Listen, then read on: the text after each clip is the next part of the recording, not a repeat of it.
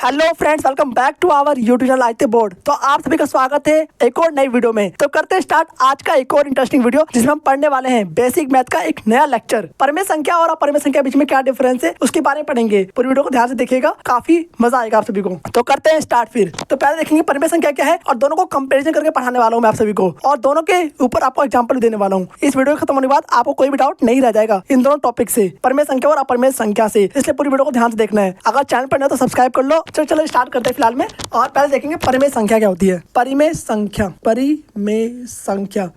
तो काफी अमेजिंग है, बहुत ही इंटरेस्टिंग है। एक लेक्चर पहले से आ चुका है आप सभी के लिए और काफी सारे लेक्चर आपको आते समझते मैथ्स में मिल चुके होंगे, पर अगेन दोबारा से आपको करवा रहे हैं अमेजिंग वे में। ठीक है, तो परिमेय संख्या क्या होती है, इसकी डेफिनेशन क्या है ये देखिए। पहले जिस संख्या को हम ध्यान से देखिए, इधर उधर नहीं देखना है। ठीक है, जिस संख्या को हम P/Q के रूप में लिख सकते हैं ये इसकी डेफिनेशन है, इसे याद कर लीजिएगा। ठीक है, सकते हैं उसे कहते हैं परिमेय संख्या। उसे क्या कहते हैं? उसे कहते हैं परिमेय संख्या। ठीक है, अब इसके ऊपर कंडीशन भी है। क्या है कंडीशन बताते हैं, रुको 2 मिनट। परिमेय संख्या कहते हैं अब भैया सिर्फ ऐसे नहीं काम चलेगा। अब जैसे कि मान लिया 0 दे दिया आपको, ठीक है, इसके ऊपर कंडीशन भी है, आपको कंडीशन भी याद होनी चाहिए। ठीक है, कंडीशन क्या है भैया बता दीजिए। देखिए यहाँ पर कंडीशन क्या है, तो कंडीशन ये है बाबूजी, देखो यहाँ पर कंडीशन पहला है कि जो P और Q आपका है वो होना चाहिए पूर्णांक। क्या होना चाहिए? पूर्णांक होना चाहिए P और Q। हाँ जी, और Q बराबर 0 नहीं होना चाहिए। ये 2 कंडीशन आपको याद होनी चाहिए। अगर 2 कंडीशन फुलफिल हो रहा है तब ये क्या होगा, एक परिमेय संख्या कहलाएगा। फॉर एग्जाम्पल 2/3 क्या एक परिमेय संख्या है? देखो कंडीशन को फॉलो कर रहा है। P/Q के रूप में तो लिखा हुआ है यहाँ पर, P ऊपर और लिख दिया हमने, नीचे Q लिख दिया। अब देखो जैसे मैंने मान लिया √2 के बटे में कुछ तो 1 होगा, ये भी P/Q के रूप में है, पर ये कंडीशन को फॉलो कर रहा है क्या?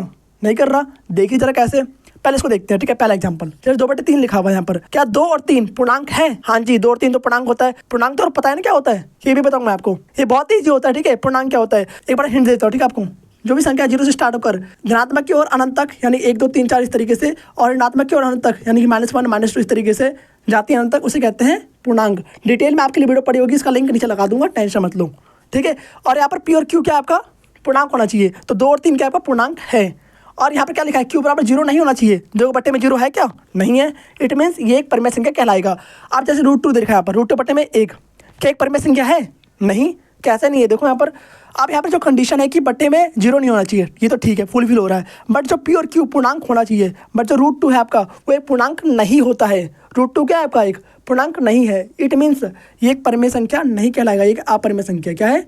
अपरिमेय संख्या।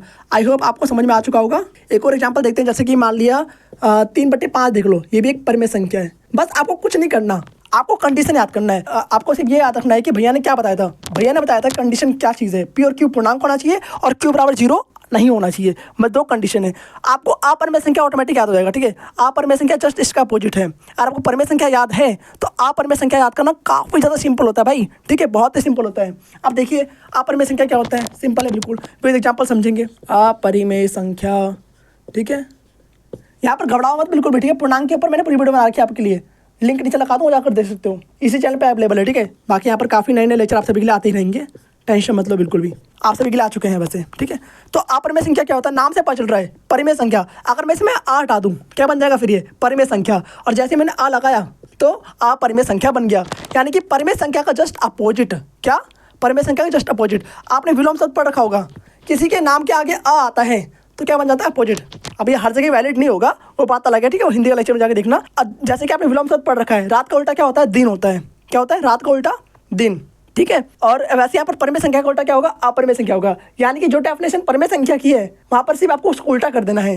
ठीक है, बस आपको ना लगा देना है। ठीक है, जैसे यहाँ पर Q बराबर 0 नहीं है तो यहाँ पर अपरिमेय संख्या में Q बराबर 0 होगा। सिर्फ इतना ही करना है और कुछ भी नहीं करना, और आपका सिंपल डेफिनेशन बन जाएगा। जैसे बताते चल रहा हूँ वैसे आपको पढ़ते चलना है। ठीक है, बिल्कुल ध्यान से देखना है, कुछ भी स्किप नहीं करना, सारा समझ में आपको आ जाएगा अच्छे तरीके से। देखो डेफिनेशन क्या है, बिल्कुल सिंपल है, चाहो तो आप खुद से लिख सकते हो। जिस संख्या को हम P/Q के रूप में नहीं लिख सकते हैं, सिंपल से नहीं आ जाएगा यहाँ पर, उसका अपोजिट, क्योंकि जिस संख्या को हम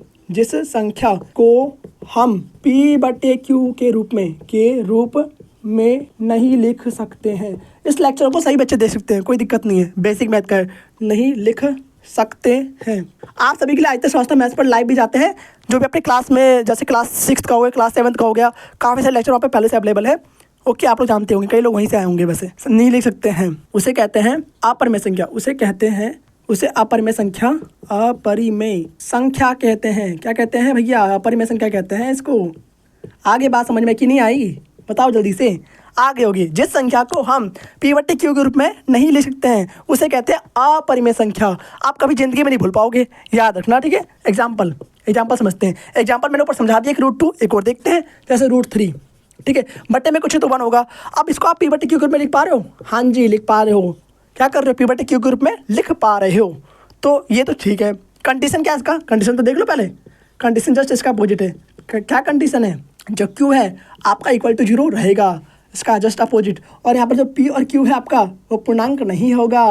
क्या होगा? पूर्णांक नहीं होगा। आगे बात समझ में? p और q पूर्णांक नहीं होगा। जैसे कि यहाँ पर √3 दे रखा है, √3 क्या पूर्णांक है? नहीं है भैया। जितने भी रूट वाले नंबर होते हैं पूर्णांक नहीं होते हैं। आप यहाँ पर ध्यान रखना एक बात। जैसे कि अब इसका मतलब ये नहीं कि भैया ने बोलता कि रूट वाले नंबर पूर्णांक तो होते ही नहीं है। अब जैसे √16 आ गया, मान लिया भाई ये पूर्णांक होता है, ठीक है। अब इसको भी पूर्णांक उल्टा मत कर देना, अर्थ का अनर्थ नहीं करना भाई, ठीक है। √16 जो है वो 4 के इक्वल होता है। किसके? 4 के इक्वल। 4 जो है आपका एक पूर्णांक है, ठीक है। तो अर्थ का अनर्थ नहीं करना। क्या कहा मैंने वो समझो। जैसे √25 हो गया, तो √25 आपका होता है 5 के इक्वल। तो 5 तो भाई पहले से पूर्णांक है ना, इसको पूर्णांक नहीं कैसे कह सकते हो आप लोग, ठीक है। ये बात आपको ध्यान रखना है। जैसे √3 हो गया, √7 हो गया, √10 हो गया, यस, ठीक है। ये सब क्या है आपका? पूर्णांक नहीं होंगे। तो वैसे अगर नंबर आते हैं यहाँ पर तो उन्हें क्या कहोगे आप? अपरिमेय संख्या कहोगे। अब जैसे मान लीजिए एग्जाम्पल देते हूँ आपको, जैसे √16 हो गया, √16 बटे में 1। √16 को, √16 को आप 4 लिख सकते हैं, बटे में कुछ तो 1 हो गया। और 4/1 को हम p/q के रूप में लिख सकते हैं, ठीक है। और 4 और 1 क्या आपका? पूर्णांक भी है, और q बराबर 0 भी नहीं है। इट मीन्स ये एक परिमेय संख्या कहलाएगा। इट मीन्स ये एक परिमेय संख्या कहलाएगा, ठीक है। इसलिए कह रहा हूँ अर्थ का अनर्थ नहीं करना है। क्या कह रहा हूँ वो समझो। आगे बात समझ में? कई बच्चे कहेंगे रूट वाला भैया ने कहा था सबका सब रूट वाला ऐसे होता है, ठीक है। ऐसा नहीं है। क्या कहा वो समझो पहले। तो आपको समझ में आ चुका होगा, ऐसे कुछ करना है। एक और एग्जांपल देखते हैं, जैसे कि √7 हो गया, तो √7 के बट्टे में कुछ तो 1 हो गया, मान लिया, ठीक है। 1 तो सबके बट्टे में होता है, जैसे कि मैं बताती हूँ आपको। एक तो महाराजा है, ओके। तो √7 क्या आपका पूर्णांक नहीं है, यही साफ पर चल रहा है। √7 क्या आपका पूर्णांक नहीं है। यहाँ पे क्या बोला है? p और q मतलब कि कोई भी एक और पूर्णांक नहीं है, तो वो अपरिमेय संख्या ही कहलाएगा। जो यहाँ पर आपका p है वो क्या है? पूर्णांक नहीं है, पर जो q है आपका वो पूर्णांक है। इट मीन्स ये अपरिमेय संख्या कहलाएगा। आपका पूरा कंडीशन सेटिस्फाई होना चाहिए। जब p और q दोनों आपका पूर्णांक होगा तब वो परिमेय संख्या कहलाएगा, ठीक है। ये बात आपको याद रखना है। दोनों में कंपैरिजन करके आपको सिखा रहा हूँ मैं, ध्यान से समझिए, ठीक है। इसलिए मैं दोनों को ऊपर नीचे करवा रखा है ताकि आपको समझ में आ जाए कंपैरिजन करके। आप लोग को दोनों में काफ़ी ज़्यादा डाउट होता है। जैसे यहाँ पर मैं एग्जाम्पल दे रहा हूँ आप सभी के लिए। एग्जाम्पल ये है कि 8/7 हो गया, बताओ जल्दी से क्या है। दूसरा आपका हो गया √8, बताओ क्या है। कमेंट जरूर करना, ठीक है। थर्ड क्वेश्चन क्या आपका? देखो यहाँ पर, जैसे कि 7/5। 3 क्वेश्चन मैंने आपको दे दिया है, और कमेंट करके जरूर बताइए कि इसका आंसर क्या होगा। कौन परिमेय संख्या है इसमें से और कौन अपरिमेय संख्या है, कमेंट करना है आप सभी को। तो मिलते हैं आप सभी से नेक्स्ट लेक्चर में। तब तक के लिए okay bye, thanks for watching. जय श्री राम, राधे राधे। कहीं भी डाउट लगे तो कमेंट जरूर करें।